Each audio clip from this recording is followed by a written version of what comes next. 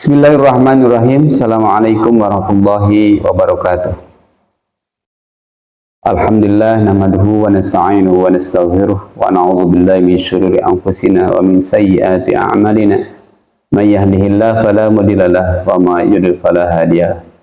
Asyhadu an la ilaha illallah wa asyhadu anna Muhammadan abduhu wa rasuluh la nabiyya ba'dah. Allahumma shalli wa sallim ala sayyidina Muhammadin wa ala alihi wa ashabihi wa man tabi'ahu ila yaumiddin. Ma ba'd. Badallah usikum wa ibadakallah wa ta'atuhi la'allakum tuflihun. Puji syukur kita panjatkan kepada Allah atas segala nikmat yang Allah berikan kepada kita. Salawat serta salam semoga tetap terlimpah kepada junjungan kita Nabi Muhammad sallallahu alaihi wasallam. Hadirin para pemirsa rahimakumullah dimanapun Anda berada. Bersyukurlah kepada Allah. Mari kita bersyukur terus-menerus pada Allah atas segala yang Allah berikan kepada kita, terutama nikmat iman dan nikmat Islam. Hadirin rahimakumullah, kenikmatan yang Allah berikan kepada kita itu bisa dibagi menjadi tiga kategori. Yang pertama adalah nikmat kecil. Yang kedua adalah nikmat sedang. Dan yang ketiga adalah nikmat besar. Hari ini banyak manusia berlomba-lomba di dunia ini mengumpulkan harta, mengumpulkan kekayaan. Kadang-kadang untuk mengejar kebahagiaan, kesenangan di dunia ini, ternyata melupakan hal yang lain. Atau kadang-kadang menghalalkan segala cara, melupakan tempat kembalinya kepada akhirat. Kenapa itu terjadi?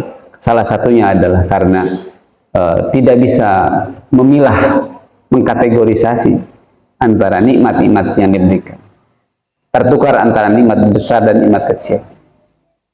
Lalu apa yang disebut nikmat besar? Dan apa nikmat sedang dan apa nikmat kecil? Ketahuilah saudara-saudaraku bahwa sebesar apapun, sebanyak apapun nikmat yang kita beri, yang Allah berikan kepada kita berupa harta, sesungguhnya itu adalah nikmat kecil. Walaupun kita punya uang 100 miliar, 1 triliun, 2 triliun, 100 triliun, tetap kategorinya adalah nikmat kecil di hadapan Allah Subhanahu wa Ta'ala. Kenapa disebut nikmat kecil? Karena harta yang banyak itu tidak ada artinya apa-apa kalau kemudian kita sakit, kita tidak akan bisa menikmatinya. Gitu ya. Kita harta banyak, beras kita mungkin ada 10 ton di rumah di gudang kita, tapi kalau kita sakit diabetes, kita nggak bisa makan banyak beras yang ada di rumah kita. Gitu. Lebih bahagia orang yang punya beras sedikit tapi dia dalam kondisi sehat. Dia bisa makannya agak banyak daripada orang yang sakit diabetes. Orang yang sakit diabetes, walaupun dia hartanya banyak, makannya sedikit saja. Nah, maka sesungguhnya kesehatan adalah lebih besar nilainya di atas kekayaan. Gitu. Maka kesehatan kemudian disebut kategorinya adalah nikmat sedang. Jadi kalau nikmat harta itu adalah nikmat kecil, maka kesehatan adalah nikmat sedang.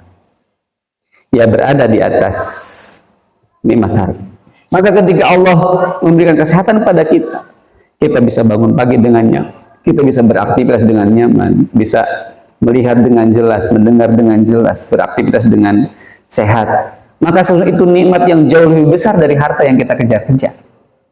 Maka apalah artinya kita mengejar harta banyak-banyak kalau itu menyebabkan kita menjadi sakit.